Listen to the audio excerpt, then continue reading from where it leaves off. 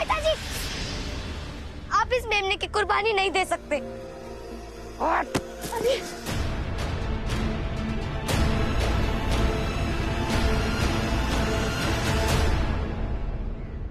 अगर आप अपनी बेटी को नहीं मार सकते तो मैं तैयार हूँ। मेरी कुर्बानी दीजिए।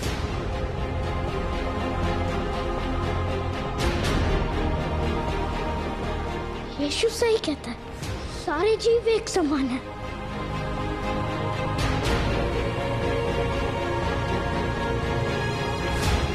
अरे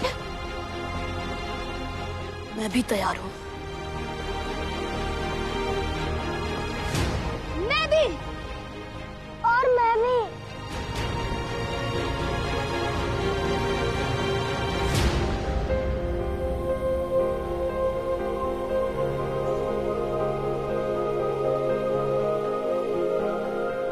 अब बताइए गुरुजी, किस किस की कुर्बानी देंगे आप?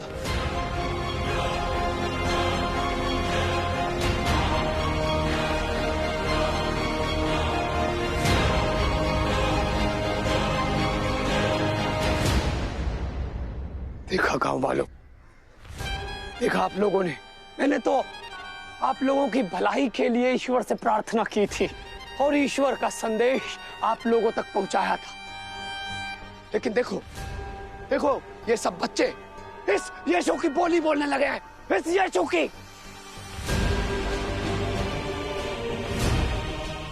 मैं तो दिल से चाहता हूं कि मेरे कुएं का पानी आप सब लोग इस्तेमाल करें। मैं अपने कुएं का पानी आप लोगों के साथ साझा करूं, परंतु अब ईश्वर के आदेश का उल्लंघन भी तो नहीं कर सकता मैं।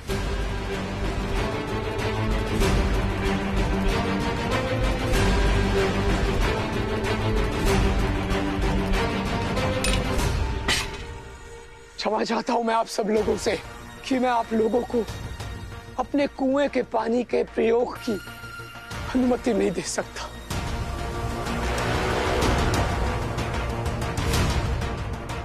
बस प्रार्थना कर सकता हूं कि प्रभु आपके इस संकट में आपका साथ दे।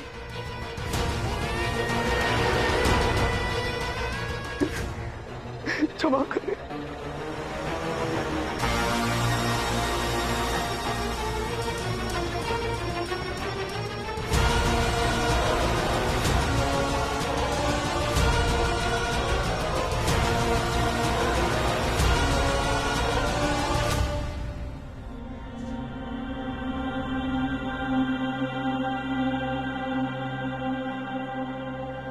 ये तुमने ठीक नहीं किया यीशु। पूरे गांव को पानी देने की जगह उनकी उम्मीदों पे पानी फेरा है तुमने। जब भी मुश्किलें आई, तुम्हारे पास हमेशा कोई ना कोई इसका निदान होता था, लेकिन इस मुश्किल से निकलने का मुझे कोई रास्ता नहीं दिख रहा है।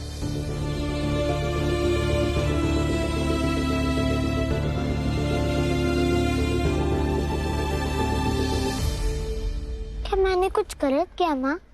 बेटा, जब आसान और सही रास्ते में से कोई एक रास्ता चुनना हो तो हमेशा लोग आसान रास्ता चुनते हैं, क्योंकि सही रास्ते पर कठिनाइयां ज्यादा होती है। लेकिन तुमने आसान और सही रास्ते में से सही रास्ता चुना है, तभी तो मेमना अभी भी जिंदा है।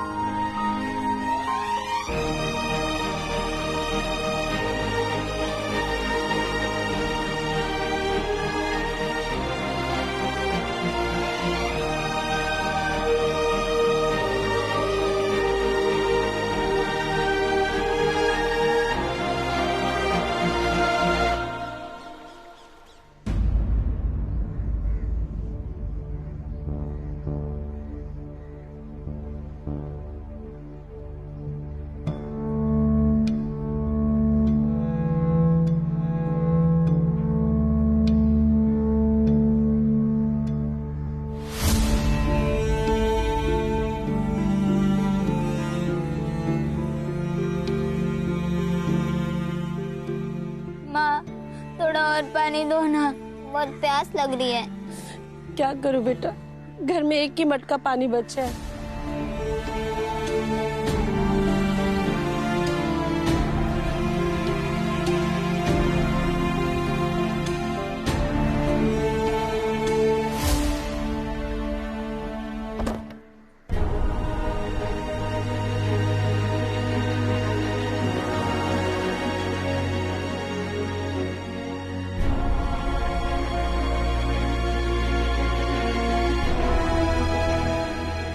हमारे 10 लोगों के परिवार में सिर्फ 2 ही मटका पानी बचा है।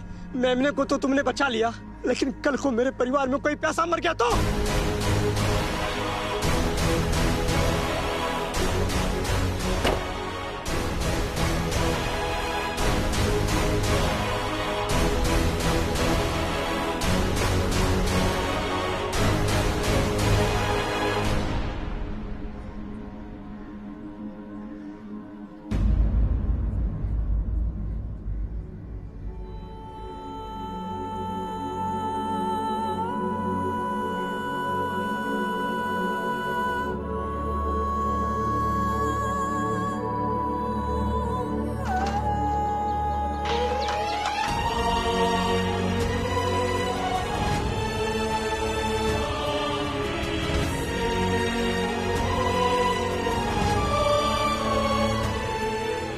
मुझे परमपिता परमेश्वर पर पूरा भरोसा है माँ, वो सब कुछ ठीक कर देंगे। हाँ बेटा, मुझे तुम्हारे भरोसे पर पूरा भरोसा है यीशु, और तुम पर भी।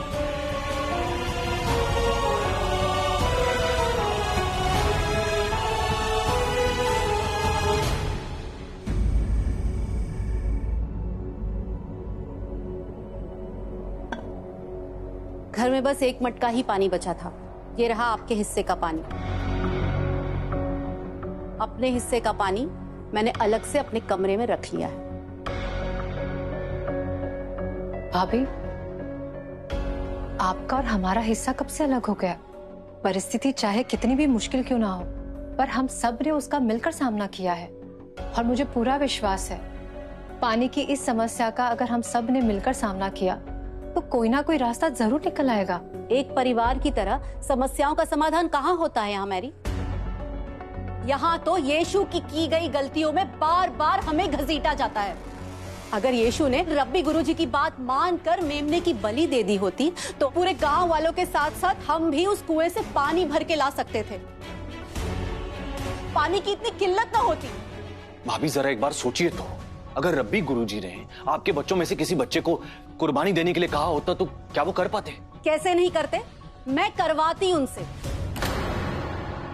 लेकिन आप लोग तो हमेशा यीशु की हाँ में हाँ मिलाते रहते हैं। कभी कभी तो ऐसे लगता है जैसे वो आप दोनों का बच्चा नहीं, आप दोनों उसके बच्चे हैं।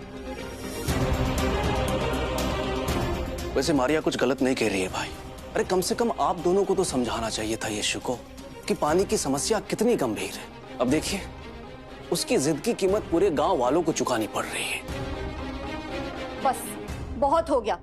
यीशु की गलतियों का खामियाजा भुगत भुगत कर थक चुके हैं हम लोग। अब और नहीं।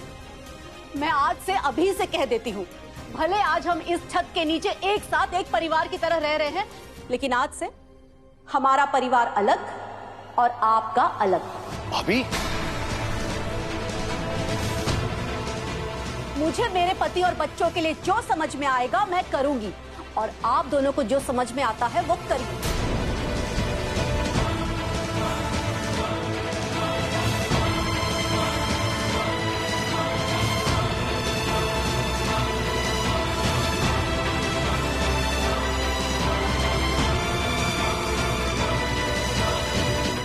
मैरी, कैसे समझाएं इन लोगों को कि यीशु ईश्वर की संतान है, उसका जन्म ही लोगों के दुख दर्द दूर करने के लिए हुआ है, और ये लोग संसार के मसीहा को ही दोषी ठहरा रहे हैं। कोई बात नहीं, परमेश्वर ने सब कुछ तय करके रखा है। समय आने पर खुद ब खुद सबको यीशु की सच्चाई पता चल जाएगी।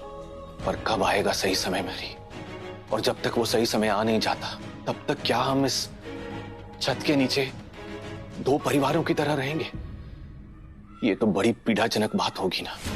ऐसा नहीं होगा। भाभी ने कहा है कि वो हमारी मदद नहीं कर सकते, पर हमने तो नहीं कहा ना कि हम उनकी मदद नहीं कर सकते। बस ईश्वर करे ये पानी की समस्या जल्दी सुलझ जाए।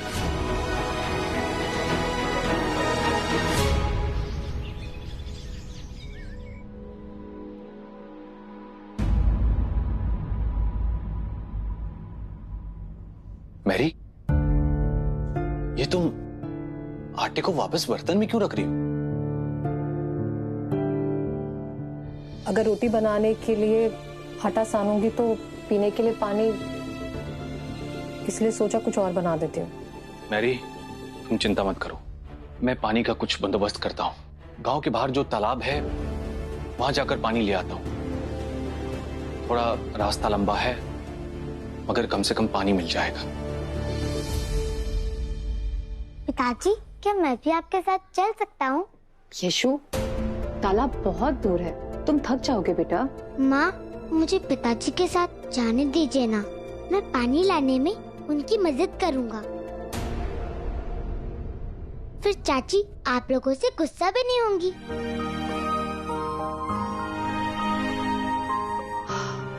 ठीक है, लेकिन बेटा बाहर धूप बहुत है, ज्यादा देर तक धूप में मत रहना। जी माँ। ये लो, पकड़ो, आते हैं, चलो।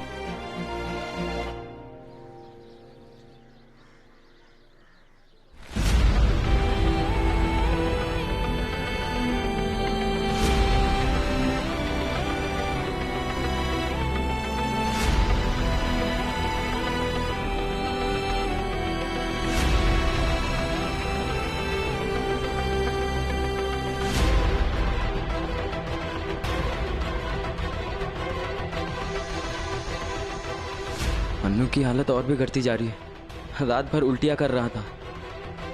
क्या कहा रब्बी गुरुजी ने? उन्होंने ये औषधि दी है। बहुत अच्छा, जाकर जल्दी से मन्नू को ये औषधि दे दो।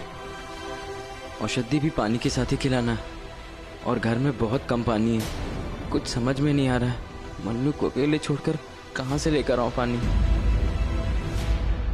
तुम चिंता मत करो, मैं और यीशु तालाब की तरफ जा रहे हैं पानी लेने, तुम्हारे लिए भी लेते आएंगे।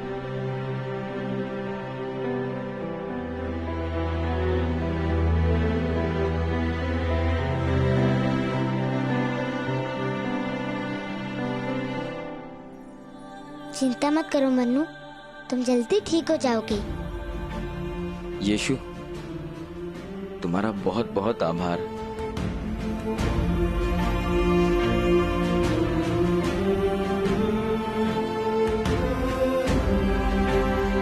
हे परमपिता परमेश्वर, मन्नू और गांव के सभी बीमार लोगों को ठीक कर दीजिए।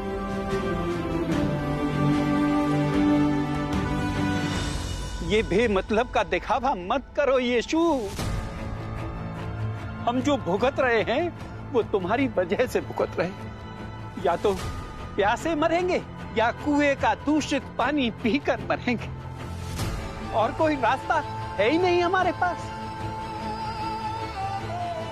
तुम्हारी वजह से पता नहीं कितने लोगों की जान जाने वाली है। नहीं, ऐसा मत कहिए, कोई नहीं मरेगा। परमपिता परमेश्वर सब कुछ ठीक कर देंगे, है ना पिताजी? हाँ बेटा, हाँ। परमपिता परमेश्वर किसी की प्रार्थना सुने या न सुने, मगर तुम्हारी प्रार्थना जरूर सुनते हैं। चले, हमें तालाब पर पानी लेने जाना है, मन्नू के लिए भी। चलो।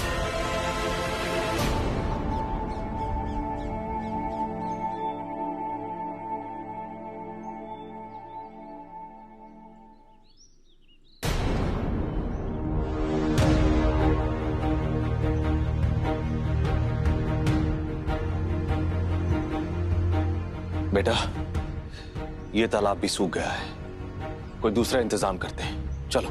लेकिन अगर हम पानी लिए बिना गए तो मन्नू और खिलाने वाले चाचा जी को क्या कहेंगे?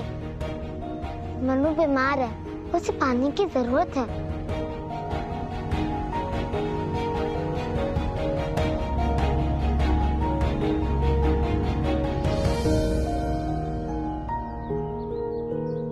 वो देखिए, वहाँ थोड़ा सा पानी है।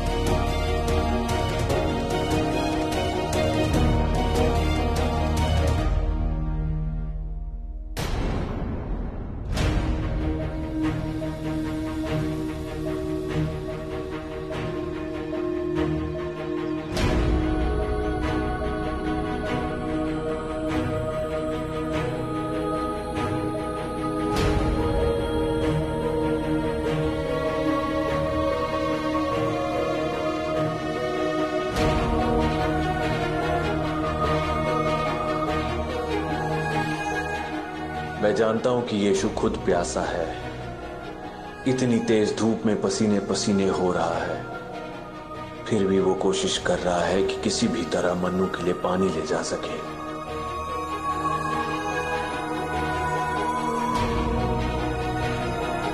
यीशु, मन्नू ये पानी नहीं पी सकता बेटा। लेकिन माँ ने तो कहा था ना पिताजी कि किसी भी पानी को छानकर और उबाल कर इस्तेमाल कर सकते हैं। बेटा, हम लोग ये पानी पी सकते हैं, मगर मन्नू नहीं पी सकता। वो बीमार है ना। अगर पानी में अशुद्धि रह गई तो उसकी पीड़ा बढ़ जाएगी।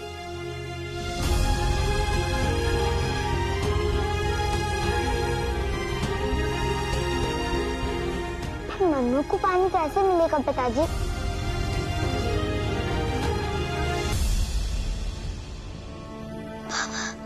पापा। बेटा, हिम्मत मत हारना, तुम्हें कुछ नहीं होगा। यीशु ने कहा है तुम जल्दी ठीक हो जाओगे। यीशु पे भरोसा है ना तुम्हें? मैं तुम्हें औषधि पिलाता हूँ।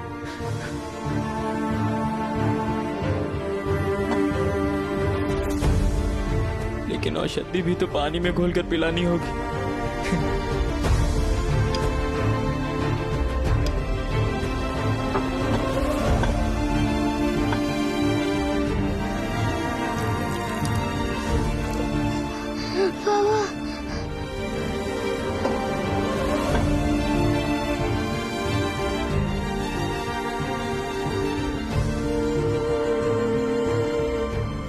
औषधि पी लो।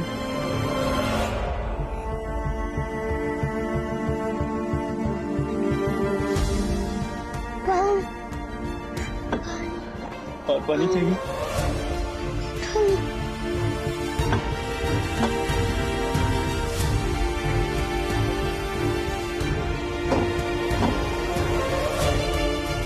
पापा, पानी।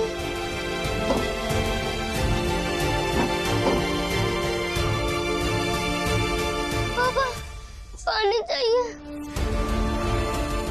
क्या करूं मैं? अपने बीमार बच्चे की प्यास भी नहीं बुझा पा रहा हूँ।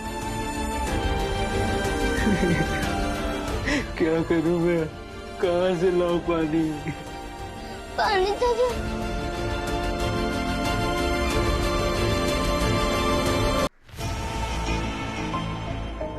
हाँ, निकालो बेटा, निकालो, जल्दी निकालो। रखो, लाओ लाओ बेटा, रखो रखो इसको।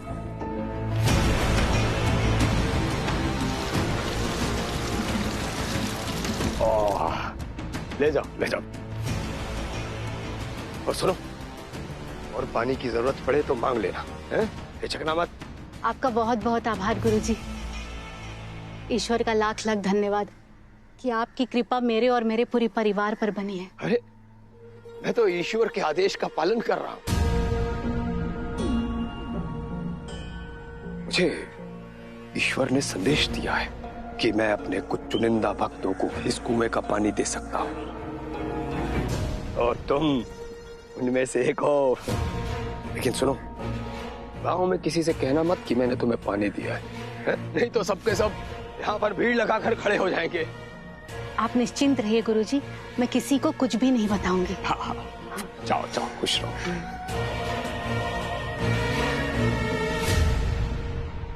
ये आपने क्या किया रब्बी गुरुजी? आप जानते हैं कि आजकल हमारे गांव में पानी की कीमत सोने से भी ज्यादा है और आपने मटका भर पानी ऐसे ही दे दिया। ये मेरी कूटनीति का हिस्सा है। कितने सुकून की बात है कि एक छत के नीचे यीशु के परिवार में दरार आ चुकी है और ये एक मटका भर पानी उस दरार को और भी गहरा कर देगा। प्रभु, तेरी माया, कहीं धूप कहीं छाया।